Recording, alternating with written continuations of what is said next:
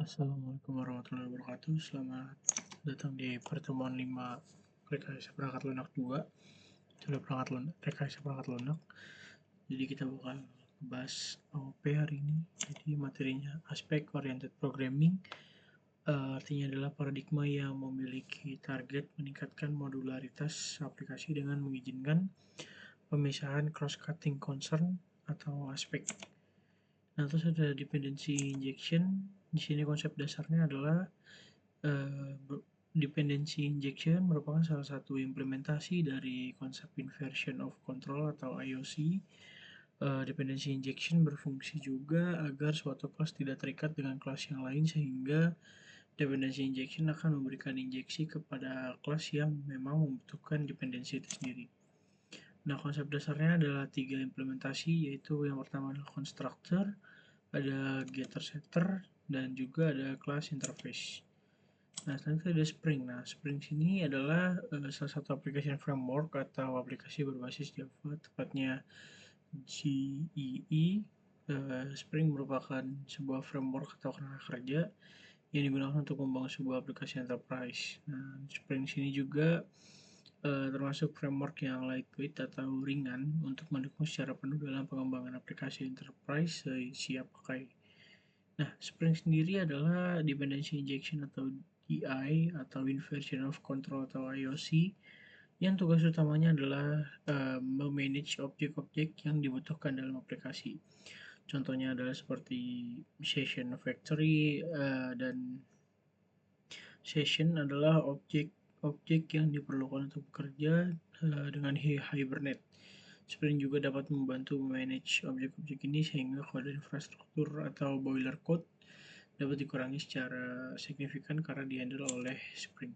Nah, peranan utama sendiri adalah tugas utamanya yaitu memanage Hibernate agar developer tidak perlu secara manual harus membuat kode untuk membuka, menutup session atau transparent session management, dan menangani transaction atau declarative transaction. Transaction yang ditangani secara manual dengan kode disebut gaya pemrograman programmatic transaction. Nah, sedangkan gaya pemrograman yang menyerahkan penanganan transaksi ke framework disebut declarative transaction. Nah, fitur Spring ini ada 5 macam, ada transaksi management Spring Framework, terus ada JDBC exception handling layer, integration with Hibernate, nah AOP Framework Spring, terus ada MVC juga, ini bisa kalian baca sendiri ya. Terus ada arsitektur Spring, Spring AOP, ada Spring ORM, Spring Web, Spring DAO, ada Spring Context Packet. Nah, ini bisa kalian baca sendiri aja lah ya. Spring Web MVC menyediakan implementasi MVC untuk aplikasi web. Lalu yang kedua adalah Spring Core. Paket Spring Core ini merupakan komponen paling penting dari Spring Framework. Nah, komponen ini juga menyediakan fitur dependency injection, bin factory, memisahkan dependensi seperti inisialisasi, pembentukan, dan akses objek dari logika program Anda. Ini ada framework Hibernate. Hibernate adalah tools yang memberikan performa tinggi dalam objek atau relational persistence and query service. Hibernate menangani pemetaan dari kelas di Java ke tabel-tabel basis data dan menangani pemetaan dari tipe data Java ke tipe data SQL. Nah, Hibernate sendiri juga menyediakan query dan fasilitas lainnya yang mengurangi waktu pengembangan. Tujuan dari Hibernate sendiri yaitu menyediakan suatu data persistent related programming kepada pengembang dengan mengeliminasi kebutuhan akan panduan pemrosesan data secara manual melalui SQL dan JDBC. Nah, saya rasa itu aja untuk materi kita kali ini untuk pertemuan 5. Saya mau langsung aja ke programnya. Jadi saya sebelumnya sudah buat program, ternyata setelah saya baca lagi untuk pertemuan 5 kali ini adalah intinya dari pertemuan 4 dan pertemuan 5 itu kita bikin CRUD, guys. Nah, berhubung kemarin kita udah ngebikin CRUD-nya, udah bikin CRUD datanya kan kita kemarin pakai bayar ya. Itu kan dia jatuhnya nge-CRUD ya. kita udah bikin create sama bikin read-nya juga. Nah, sini kan udah kebaca, berarti kita udah punya read, tinggal fitur update dan juga delete. Ini ada update dan hapus. Nah, di sini saya mau lanjut. Yang pertama saya lakukan adalah di sini dulu guys. Di transaksi controller. Nah, untuk koneksi Java-nya ini udah nggak usah diapa-apain, nggak apa-apa. Karena ini hanya fungsinya buat terhubung ke database. Nah, kita bakal bermain di transaksi controller dan juga transaksi sama yang di UI-nya sini. Nah, transaksi controller ini saya nambahin fitur update-nya sini. Ini bisa kalian catat. Ini saya tambahin update, fitur update sama fitur delete. Nah, ini bisa kalian screenshot, bisa kalian sesuaikan dengan program yang udah kalian buat sejauh ini.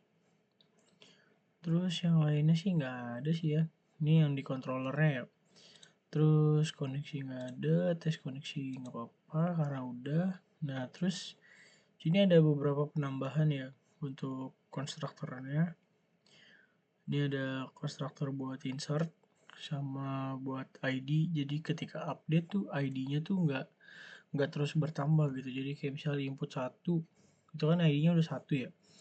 Terus ternyata pas dihapus ketika di input lagi tuh udah langsung mulainya dari 2 bukan dari 1. Nah, itu kan agak anomali ya, sebenarnya harusnya kan mulai dari 1 kayak gitu.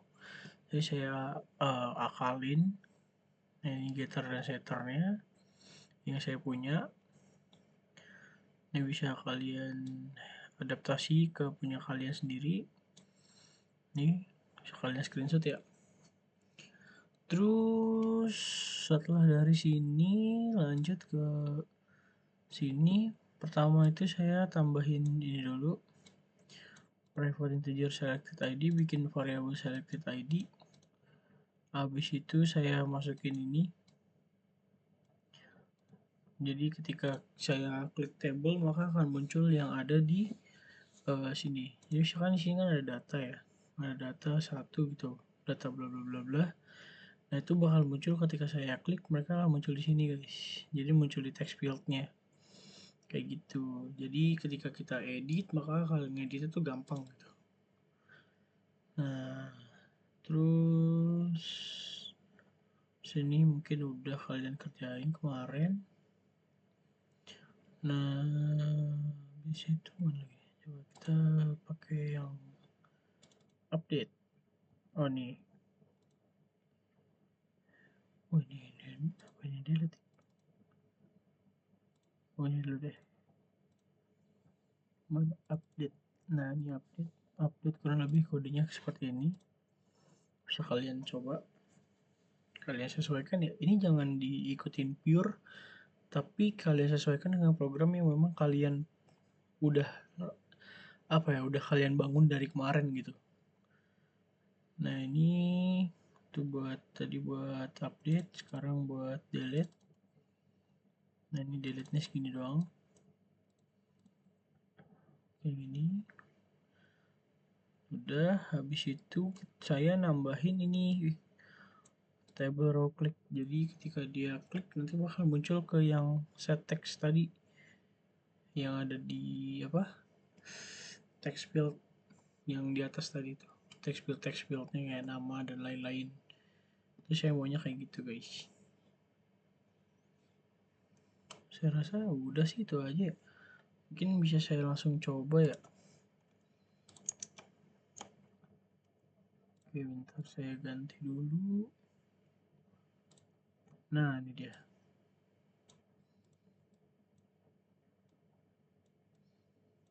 Nah, nih. Jadi di sini saya misalkan ini kan udah saya input sebelumnya ya ID-nya. Nah, ini bisa saya edit nih. Kayak misalkan oh, ternyata namanya salah guys. Nama pembelinya ternyata Rizky gitu. Ini saya update. Lalu muncul aduh, mana ya dia ya? Dia bakal muncul ini guys. Waduh, salah. dia bakal muncul sebuah message gitu, data berhasil diupdate. Nah, kalau kita oke, nah dia bakal berubah nih di sini jadi Rizky kayak gitu. Nah, terus kalau misalkan saya input lagi ya, Aditya deh, ini apa ini 50.000, ini berarti 55.000, bikin bayar.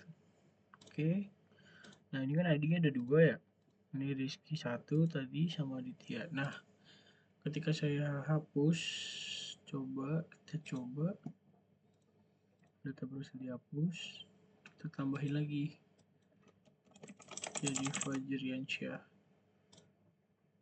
bayar. Nah, ini berarti ada kesalahan ini, nanti boxnya nanti dibenerin. Intinya kayak gitu guys, jadi ini 1, ini 2, maksudnya ini 2 ya, kayak gitu. Nanti bisa kalian coba aja. Saya rasa udah cukup ya untuk materinya. Ini bisa kita kembali lagi.